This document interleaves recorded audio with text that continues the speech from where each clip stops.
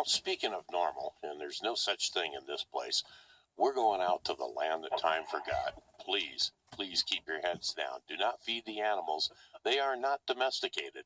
The Chevysauruses, the Brontosauruses, the Pterodactylsauruses. Yes, they're coming out. They're flying. They're coming out of the primordial ooze, and the residents are coming out of their caves and underground shelters.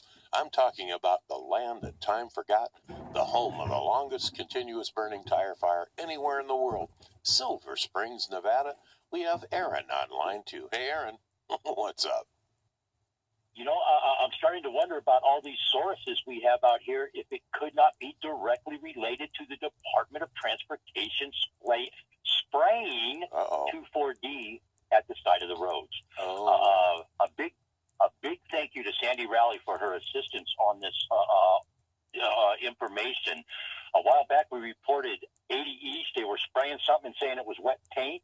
They had wet paint signs up. Now we know why they had wet paint signs up.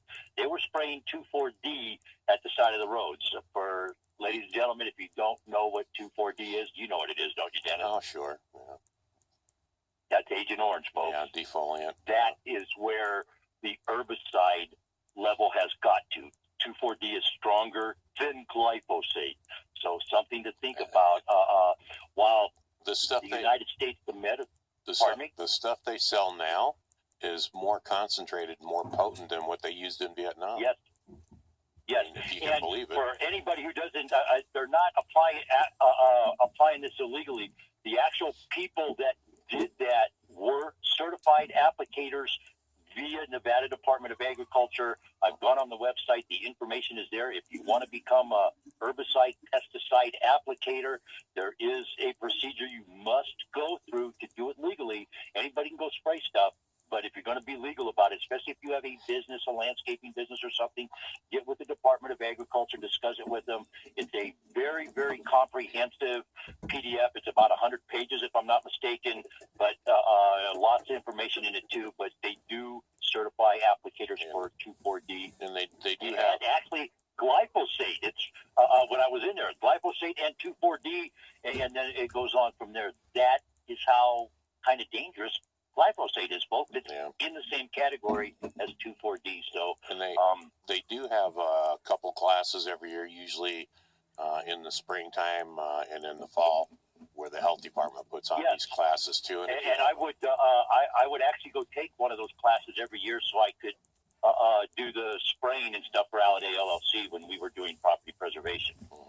Yeah, and most big businesses, most landscaping companies and phone companies, water companies, electric companies, they either contracted or they have certified staff members that do this for that application. So, and it's required by law. So you can't just go down to your buddy at the chemical store and say, "Give me some 2,4-D. I want to clean out my driveway." Can't do that. No. Some bad news though. The EPA, and they're saying industry pressure did this. And I want everybody just to sit back and listen and take all this in for just a second here. Dr. Peter Infante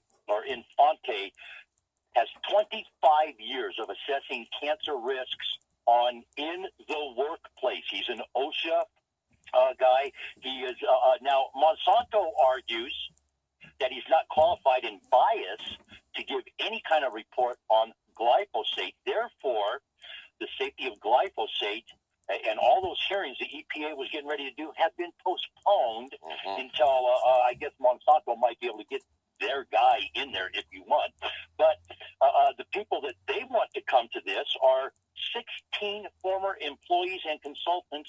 One of them is consults on the litigation matters concerning glyphosate, but yet they're calling this panel of people independent people. I don't know. And everybody needs to understand what's going on here. Right now, currently, Monsanto is selling $5.9 billion worth of glyphosate a year. They can afford $500 to $750 million to buy politicians, lobby, the propaganda game, et cetera, et cetera. The predictions are that number is going to go to $9 billion in the next 3 years. So the money's there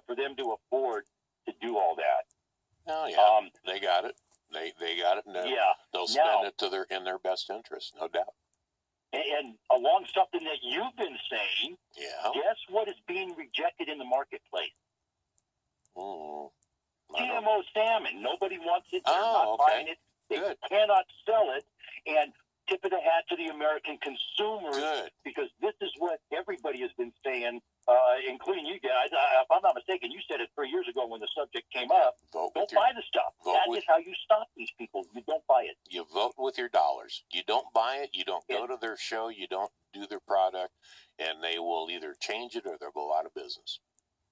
And remember we were talking about soy the other day? Yes, absolutely I do. Okay. Mm-hmm. Well, tofu. 11,900 parts per billion glyphosate in soy today. If they test the soy on the shelf, that's what we're being told. 700 parts per billion are allowed in the U.S. water system versus in Europe, 0.1 parts per billion glyphosate is allowed in the water system. Something to really be cognizant about on this glyphosate issue. It's a chemical, ladies and gentlemen.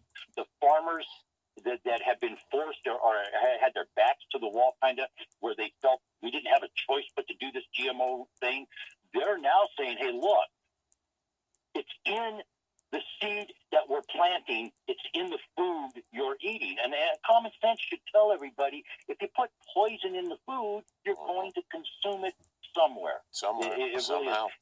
And the fact that the glyphosate is patented as an antibiotic and a chelating agent allows them to get around a lot of stuff, ladies and gentlemen. Something to be concerned with and start talking to people. The studies, and Monsanto says when the studies come out, well, you're doing that on an animal.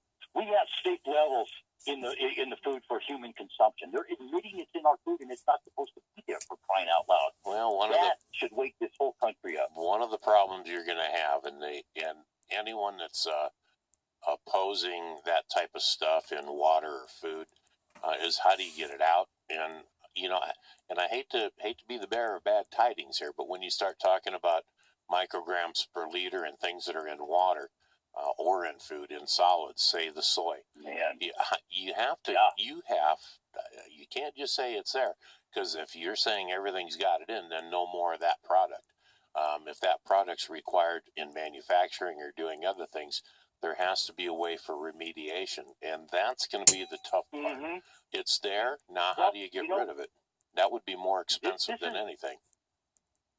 I've been saying for a long time that some of these studies that are coming out, such as the one that University of Virginia just did, saying that this damages the soil health, the environment is getting beat up by this chemical.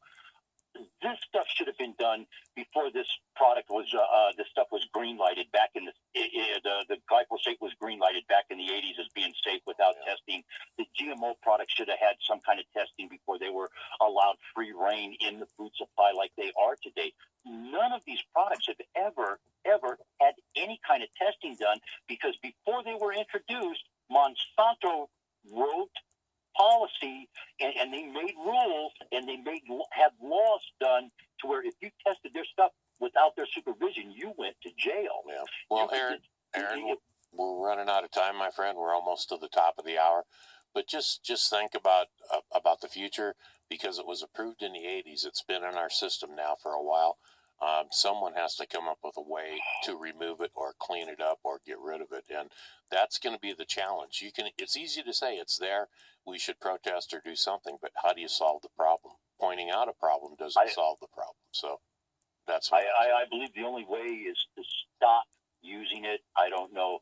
It's going to be a great weekend, folks. 775-230-9915 on the telephone, on the World Wide Web. We'll get more updates up. www.alladayllc.com.